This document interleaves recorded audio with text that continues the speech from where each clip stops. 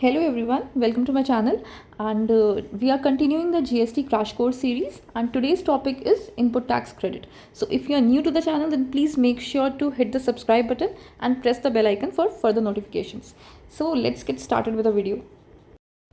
Okay, so let us start with a few examples जिससे कि हम ITC समझने की कोशिश करते हैं. ठीक है. अच्छा, नॉर्मली जब से GST आया हुआ है ना तब से आप लोगों ने सुना होगा इसका एक बहुत मेजर एडवांटेज बोलते हैं कि सीमलेस फ्लो ऑफ क्रेडिट. ठीक है. सीमलेस फ्लो ऑफ क्या? Input tax credit. वो क्या होता है हमें वही पढ़ना है आज. तो सपोज कोई मैन्युफैक्चरर है, प्रोड्यूसर है, बिजनेस पर्सन है. ठीक है. अब ये जो भी गुड्स सर्विस जो भी बना रहा है, जो भी पैसे अर्न कर रहा है, उस पर ये टैक्स पे कर रहा होगा किसको? गवर्नमेंट को. ठीक है. अच्छा, ये जो भी चीज़ बना रहा होगा, कई चीज़ें खरीदता भी तो होगा ना, बहुत सारे इसके परचेजेस भी रहते होंगे. लुक, यहाँ पे क्या कर रहा है? सेल. मैन्युफैक्चरर है तो ही सेलिंग. ठीक है. इसके बाद ये कुछ परचेजेस भी तो करता होगा. ठीक है. तो जब आप परचेज करते हो तब भी तो आप टैक्स देते हो. हम कुछ भी परचेज करते हैं तो टैक्स देते हैं कि नहीं देते हैं? देते हैं ना. तो परचेजेस के टाइम जो आप टैक्स पे करते हो और सेल के टाइम पे आप टैक्स कलेक्ट करते हो, इन दोनों टैक्स का जो डिफरेंस होता है ना, वो उतना ही आपकी एक्चुअली में टैक्स लाइबिलिटी होती है. ठीक. अब ज़रा हम इसको एक एग्जांपल से देखते हैं. तो देखिए, ये मिस्टर एक्स है. ठीक है. ये मिस्टर एक्स है, ही इज़ द मैन्युफैक्चरर. अब ये जिस भी चीज़ का प्रोडक्शन करते हैं, इनको कोई ना कोई तो इनपुट परचेज करना पड़ता होगा. आप अगर कुछ प्रोड्यूस कर रहे हो, कुछ मैन्युफैक्चर कर रहे हो, इनफैक्ट सर्विसेज भी दे रहे हो, आप कुछ तो परचेज करनी पड़ती होगी ना. तो आप जो भी परचेज कर रहे हो ना, परचेज पे आप जो भी टैक्स देते हो उसी को हम बोलते हैं क्या? Input tax. ठीक है. परचेज पे हम जो भी टैक्स देते हैं उसको बोलते हैं क्या? Input tax. This is very important. और जब आप सेल ऑफ गुड्स पे जो टैक्स कलेक्शन वाला सीन रहता है ना, यहाँ पे जो आप टैक्स पे करते हो इसको बोलते हैं क्या? Output tax. ठीक है. सेल वाले टैक्स को बोलते हैं आउटपुट टैक्स और परचेज वाले टैक्स को बोलते हैं क्या? Input tax. ठीक है. अब सिंपली GST में इनपुट टैक्स क्रेडिट का क्या सीन होता है कि सपोज आपने परचेज, आपकी जितनी भी परचेज थी, आपके परचेज पे आपने टैक्स दिया था 10,000 का. 10,000 का टैक्स दिया था. मैं सेलिंग प्राइस वगैरह नहीं लिख रही हूँ और टैक्स का रेट नहीं लिख रही, सीधे सीधे टैक्स लिख देती हूँ. ठीक है. हम हाइपोथेटिकली ले लेते हैं कि आपने 10,000 का टैक्स पे किया था और सेल के टाइम जो आपने टैक्स, जहाँ पे आपने जो भी प्रोडक्शन वगैरह किया और उसके बाद आपने सेल किया, अब आपने जो टैक्स यहाँ पे किया है वो किया है 15,000 का. ठीक है. अब 15,000 का टैक्स आपने सेल पे किया. परचेज पे आप ऑलरेडी 10,000 का टैक्स पे कर चुके थे. वही इनपुट आपने यूज़ किया होगा प्रोडक्शन के लिए और फिर आपने उसको सेल कर दिया. तो आइडियली ये 10,000 का टैक्स आप दे चुके हो तो आपको पूरे 15,000 पे टैक्स नहीं लगना चाहिए. और इसीलिए इनपुट टैक्स क्रेडिट क्या कहता है कि जो आपकी टैक्स लाइबिलिटी होगी ना, आपकी टैक्स लाइबिलिटी कितनी होगी? Output tax minus input tax. ठीक है. आपको इतना पूरा टैक्स नहीं देना पड़ेगा. मतलब कि आउटपुट टैक्स अगर 15,000 है और इनपुट टैक्स अगर 10,000 है तो आपकी एक्चुअल में टैक्स लाइबिलिटी कितनी बनेगी? 5,000 रुपये की. आई होप आई एम क्लियर.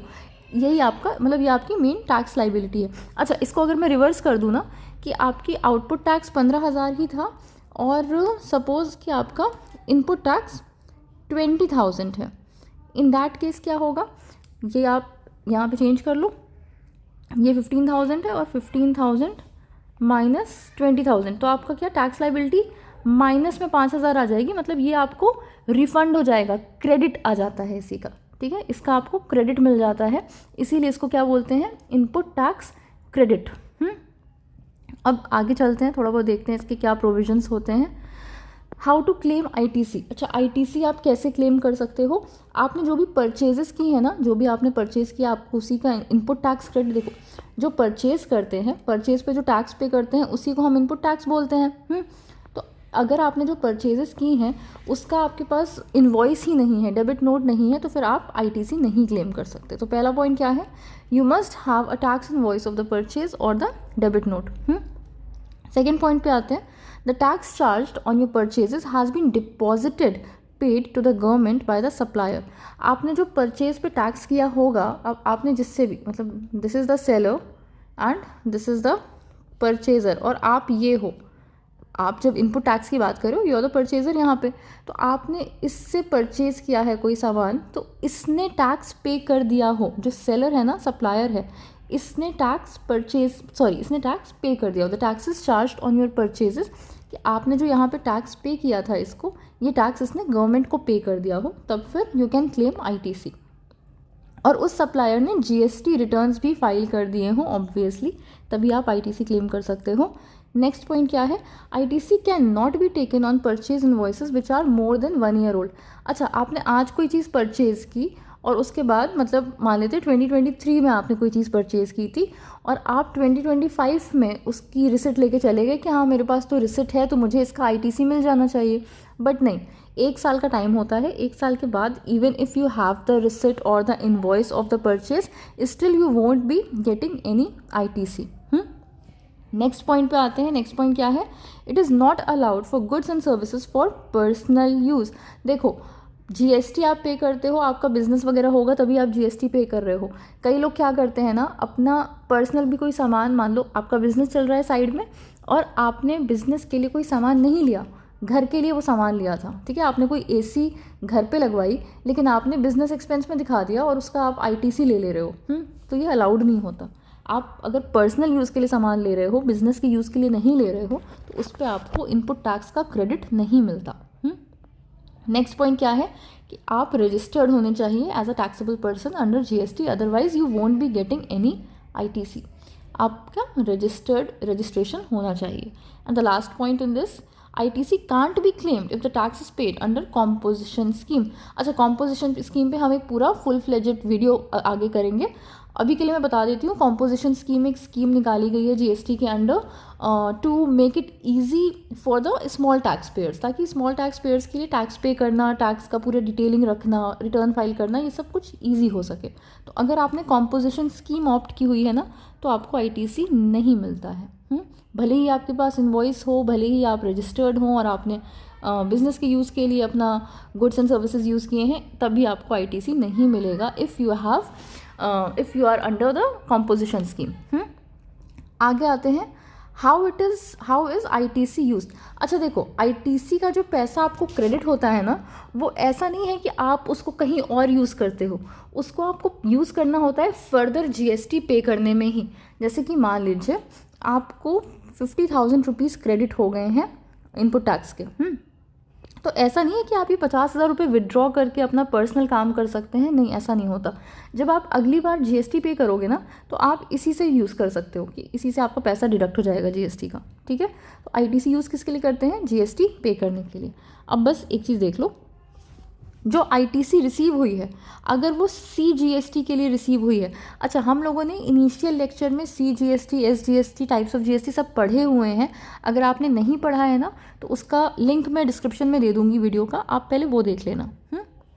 तो अगर आपको जो इनपुट टैक्स क्रेडिट रिसीव हुआ है वो सेंट्रल जीएसटी पे करके हुआ है, तो उसका जो अमाउंट रिसीव हुआ है ना, उसको आप कैसे यूज़ कर सकते हो, सीजीएसटी पे करने के लिए ही यूज़ कर सकते हो।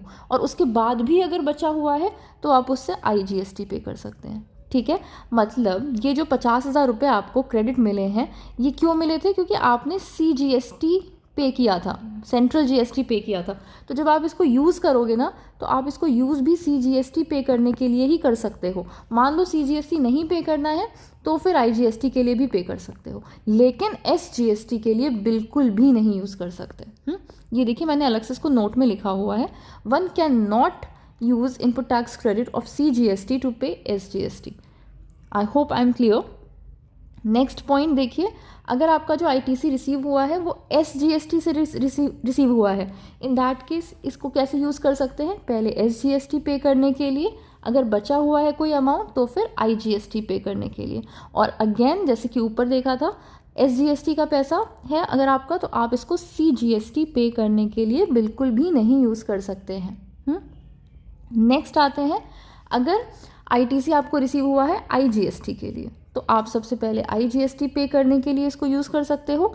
अगर पैसे बचे हुए हैं तो सीजीएसटी पे कर सकते हो, और उसके बाद भी बचे हुए हैं तो लास्ट प्रायोरिटी हम देते हैं एसजीएसटी को, ठीक है। सिंपल सी चीज़ थी, ये पता होना चाहिए। इसके बाद हमें पढ़ना है time limit to claim ITC, कि आप कितने टाइम में आईटीसी क्लेम कर सकते हो। तो हमें 2 डेट्स दी गई हैं, ठीक है। दोनों में से जो पहले डेट आ जाएगी उस दिन तक आपको आईटीसी क्लेम कर लेना है। पहली डेट क्या है, 30 November of the next financial year. मतलब कि अभी जो करंट फाइनेंशियल ईयर चल रहा है उसके अगले फाइनेंशियल ईयर का 30 नवंबर, लाइक अभी मान लेते हैं कि 30 सितंबर 2023 की बात चल रही है ना, इस दिन हमने कोई परचेज़ की और इस दिन की मेरे पास इनवॉइस पड़ी हुई है। तो ये मेरा फाइनेंशियल ईयर कौन सा हो गया, 1 अप्रैल 23 से लेके 31 मार्च 2024। तो मेरा नेक्स्ट फाइनेंशियल ईयर का 30 नवंबर कब पड़ेगा, 30 नवंबर 2024, ठीक है। तो या तो इस दिन तक, ये पहली डेट है, और दूसरी डेट क्या है, the date of filing the annual returns in GSTR 9। जब आप GSTR 9 फाइल करते हो, जैसे इनकम टैक्स रिटर्न फाइल करते हैं ना, वैसे ही GST के भी रिटर्न्स फाइल करते हैं। इस पर भी हम एक डेडिकेटेड वीडियो बनाएंगे ताकि आपको सारे रिटर्न्स के बारे में पता चल सके। बट उसके पहले हमें बाकी सारे टॉपिक्स पढ़ने हैं, जैसे कि कॉम्पोजिशन स्कीम, RCM वगैरह। तो ये हम लास्ट में पढ़ेंगे कि GSTRs कौन कौन से होते हैं। तो जिस डेट को आप GSTR 9 फाइल करते हो, जो आपका एनुअल रिटर्न होता है, या तो वो वाला दिन और या तो नेक्स्ट फाइनेंशियल ईयर का 30 November, whichever of the date is earlier, वो लास्ट डे होती है आपकी ITC क्लेम करने की, ठीक। लास्ट टॉपिक है हमारा, सिंपल सा है, ये बस एक लिस्ट बनी हुई है कि items on which ITC is not allowed. ऊपर हमने जितने भी रूल्स पढ़े ना, आप अगर वो सारे फॉलो कर रहे हो तब भी कुछ कुछ आइटम्स क्लियर हैं जिस पे ITC इज़ नॉट अलाउड, जैसे कि services of general insurance, servicing, repair and maintenance relating to, अगर मोटर व्हीकल, वेसल शिप्स को बोलते हैं, ठीक है, वेसल्स या एयरक्राफ्ट से रिलेटेड आपने कोई इंश्योरेंस ले रखा है, कोई और सर्विस करवाई है, रिपेयर करवाया है, तो उस पर ITC नहीं मिलता। अच्छा, ये तो सर्विस की बात हो गई। नॉर्मली गुड्स में भी मोटर व्हीकल्स, वेसल्स और एयरक्राफ्ट्स वगैरह पे ITC नहीं मिलता। फूड एंड बेवरेज, कुछ खाने वाने का सामान है, outdoor catering, beauty treatment, health services, cosmetic and plastic surgery, अगर आप इन सबको अपना वो दिखा रहे हो इनवॉइस में कि आपने इन सब पे खर्चा किया है बिजनेस पर्पस से, बिजनेस के एक्सपेंसेस आप दिखा रहे हो, तो आपको ITC नहीं मिलेगा। किसी क्लब में मेंबरशिप ली है आपने, कोई हेल्थ क्लब हो सकता है, फिटनेस सेंटर हो सकता है, और आप उसको एक्सपेंस दिखा रहे हो, आपको इस पर ITC नहीं मिलेगा। देन नेक्स्ट क्या है, rent a cab, health insurance, life insurance, health insurance वगैरह जैसे एक्सपेंसेस पे भी आपको ITC नहीं मिलता, except when the government make it obligatory for employers to provide it to their employees।